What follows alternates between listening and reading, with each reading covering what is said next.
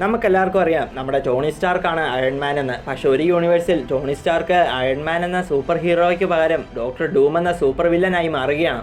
അപ്പോൾ ആ കഥയാണ് ഞാൻ ഇന്നിവിടെ പറയുന്നത്. അപ്പോൾ നമുക്ക് കഥയിലേക്ക് പോകാം. ഈ ഒരു കഥയിൽ നമ്മുടെ ടോണി സ്റ്റാർക്കും വിക്ടർ ഡൂമും ഒരേ കോളേജിൽ പഠിക്കുന്ന സ്റ്റുഡൻസ് ആണ്. അവർ രണ്ടുപേരും ഹോസ്റ്റലിൽ ഒരുമിച്ച് ഒരു റൂമിലാണ് താമസിക്കുന്നത്. ഒരു സാധാരണ കുടുംബത്തിൽ നിന്നുമുള്ള ആളായതുകൊണ്ട് കോളേജിൽ നിന്നും കിട്ടുന്ന സ്കോളർഷിപ്പ് ഉപയോഗിച്ച് പഠിക്കുവാൻ കഷ്ടപ്പെടുന്ന ഒരാളാണ് വിക്ടർ ഡൂം. എന്നാൽ ടോണി സ്റ്റാർക്ക് ആണെങ്കിൽ പണക്കാരനും അതുപോലെ പ്ലേ ബോയും മാത്രമല്ല, തൻ്റെ ഈ കളിക്കും ചിരിക്കുമെല്ലാം ശേഷം കിട്ടുന്ന ചുരുങ്ങിയ സമയത്തിൽ ഒട്ടും ടെൻഷൻ ഇല്ലാതെ പഠിച്ച് നല്ല മാർക്ക് നേടുന്ന ഒരാളുമാണ് ടോണി. താൻ പഠിക്കുന്ന സമയത്ത് ഒച്ചപ്പാടും മറ്റും ടോണി ഉണ്ടാക്കുന്നത് കൊണ്ട് വിക്ടറിന് ആദ്യമൊന്നും ടോണി ഇഷ്ടമല്ലായിരുന്നു. പക്ഷെ പിന്നീട് പതുക്കെ ടോണിയും വിക്ടറും നല്ല ഫ്രണ്ട്സൊക്കെ ആയി മാറി. അങ്ങനെ ഒരു ദിവസം മനുഷ്യന്മാർക്ക് അവരുടെ മൈൻഡ് ഉപയോഗിച്ച് വസ്തുക്കളെല്ലാം ഉയർത്തുവാൻ വേണ്ടി കൈനറ്റിക് എബിലിറ്റീസ് നൽകുന്ന ഒരു മെഷീൻ കണ്ടുപിടിക്കുവാൻ വിക്ടർ തീരുമാനിക്കുകയാണ്. മെഷീൻ നിർമ്മിക്കുവാൻ ടോണിയോട് സഹായം വിക്ടർ ചോദിക്കുന്നു. തൻ്റെ കൂട്ടുകാരനെ സഹായിക്കുവാൻ ടോണി തയ്യാറാകുകയാണ്. അങ്ങനെ അവർ രണ്ടുപേരും ഒന്നിച്ച് ഒരു മെഷീൻ നിർമ്മിക്കുന്നു. മാത്രമല്ല, മെഷീൻ ഉപയോഗിച്ചുള്ള ആദ്യ പരീക്ഷണം തൻ്റെ കൂട്ടുകാരനായ വിക്ടറിന് വേണ്ടി തൻ്റെ ശരീരത്തിൽ നടത്തുവാൻ ടോണി തയ്യാറാകുകയാണ്. പക്ഷെ അത് വിക്ടറിൻ്റെ വലിയൊരു ചതിക്കണിയായിരുന്നുവെന്ന് പിന്നീട് ടോണി മനസ്സിലാക്കുകയാണ്. അതെന്താണെന്ന് വെച്ചാൽ, വിക്ടറിൻ്റെ ഈ മെഷീൻ ശരിക്കും കൈനറ്റിക് എബിലിറ്റീസ് നൽകാനുള്ള ഒരു ഡിവൈസ് ആയിരുന്നില്ല. പകരം ബ്രെയിൻ സ്വിച്ച് ചെയ്യാനുള്ള മെഷീനാണ് വിക്ടർ ടോണിയെ പറ്റിച്ച് ഉണ്ടാക്കിയത്. അതെന്തിനാണെന്ന് വെച്ചാൽ, ടോണിയുടെയും തൻ്റെയും ബ്രെയിൻ പരസ്പരം മാറ്റുവാൻ വേണ്ടിയാണ് വിക്ടർ ഈ മെഷീൻ ഉണ്ടാക്കിയത്. അതെന്തിനാണെന്ന് വെച്ചാൽ, വിക്ടറിന് വേണ്ടത് പണവും ആഡംബര ജീവിതവും മറ്റുമാണ്. അതിനുവേണ്ടിയാണ് പുള്ളിക്കാരൻ കഷ്ടപ്പെട്ട് പഠിച്ചതൊക്കെ.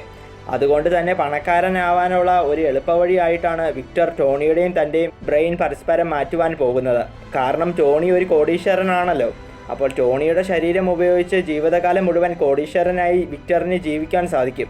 മാത്രമല്ല, താൻ ബ്രെയിൻ സ്വിച്ച് ചെയ്ത കാര്യമൊന്നും പിന്നീട് തൻ്റെ ശരീരം ഉപയോഗിച്ച് ടോണി സ്റ്റാർക്ക് മറ്റുള്ളവരോട് പറയാതിരിക്കുവാനായി ബ്രെയിൻ സ്വിച്ച് ചെയ്യുന്ന സമയത്ത് തന്നെ ടോണിയുടെ മെമ്മറീസ് എല്ലാം നീക്കം ചെയ്യാനുള്ള സംവിധാനങ്ങളും വിക്ടർ ചെയ്തിരുന്നു.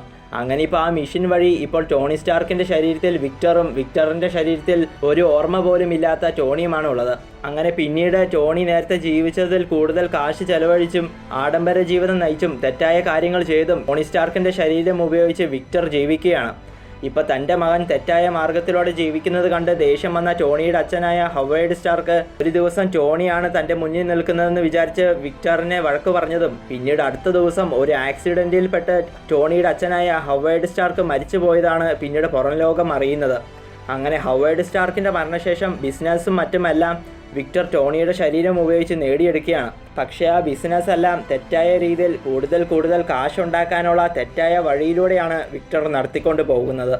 ഇതേ സമയം ഒറിജിനൽ ടോണി സ്റ്റാർക്ക് അഥവാ വിക്ടറിൻ്റെ ശരീരമുള്ള നമ്മുടെ ടോണി താൻ ആരാണെന്നുള്ള കാര്യമോ തൻ്റെ പഴയ കാലമോ ഒന്നും ഓർമ്മയില്ലാതെ ആദ്യമൊക്കെ കള്ളും കുടിച്ച് ഒരു ഭ്രാന്തനെ പോലെ നടക്കുമെങ്കിലും പിന്നീട് താൻ വിക്ടർ ഡൂം ആണെന്ന് വിശ്വസിച്ച് വിക്ടറിൻ്റെ ശരീരം ഉപയോഗിച്ച് നന്നായി പഠിച്ച് പരീക്ഷയിലെല്ലാം ജയിച്ച് സ്വന്തമായി ഡൂം ഇൻഡസ്ട്രീസ് എന്ന പേരിൽ ഒരു കമ്പനി തന്നെ ഡൂമിൻ്റെ ശരീരം ഉപയോഗിച്ച് ടോണി സ്റ്റാർക്ക് തുടങ്ങും. മാത്രമല്ല, ആ ഒരു കമ്പനി ചുരുങ്ങിയ സമയത്തിനുള്ളിൽ തന്നെ സ്റ്റാർക്ക് ഇൻഡസ്ട്രീസിനേക്കാൾ വലിയൊരു നിലയിൽ ഡോക്ടർ ഡൂം അഥവാ നമ്മുടെ ഒറിജിനൽ ടോണി സ്റ്റാർക്ക് വളർത്തി വലുതാക്കും. അങ്ങനെ ഒരു ദിവസം ഡോക്ടർ ഡൂമായി ജീവിക്കുന്ന ടോണി സ്റ്റാർക്ക് ഒരു ആർക്ക് റിയാക്ടർ ഉണ്ടാക്കും. അപ്പോൾ തന്നെ ആർക്ക് റിയാക്ടർ അടിച്ചു മാറ്റുവാനായി താൻ പുതിയതായി ഉണ്ടാക്കിയ അയൺമാൻ്റെ ഒരു സ്യൂട്ടും ഇട്ടുകൊണ്ട് ടോണിയുടെ ശരീരമുള്ള വിക്ടർ ചെല്ലുമെങ്കിലും പ്രൊട്ടക്ഷന് വേണ്ടി ഉണ്ടാക്കി വെച്ചിരിക്കുന്ന ഒരു പ്രത്യേക സ്യൂട്ട് ഉപയോഗിച്ച് ഡോക്ടർ ഡൂമായി ജീവിക്കുന്ന നമ്മുടെ ടോണി സ്റ്റാർക്ക് വിക്ടറിനെ അടിച്ചു തോൽപ്പിക്കും.